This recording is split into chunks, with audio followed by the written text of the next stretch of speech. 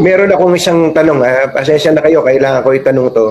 Kung meron man pong isang bagay na sa inyong tingin ay tinatanaw nyo ng utang na loob sa Pangulo, sa Presidente, o sa pamahalaan na ito, ano po yun, kung meron man? Well, yung kanyang isa personal o sa politika?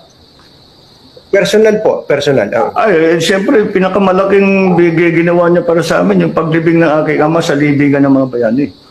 Yun ang pinaka-importante para sa amin, para sa pamilyang Marcos, siyempre, at matagal na namin ipinaglaban yan eh.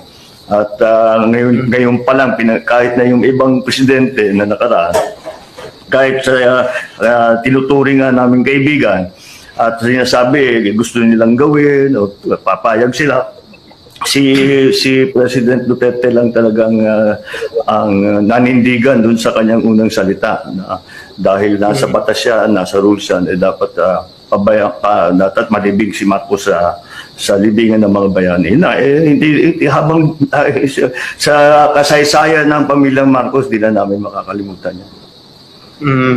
Kumbaga siya lang yun nangako sa inyo na tinupad. Parang ganon. Sa lahat ng iba, sinasabi, gagawa natin ng paraan, titignan natin. And siguro sincere naman talaga sa iba, pero syempre may puwersa ng politika eh.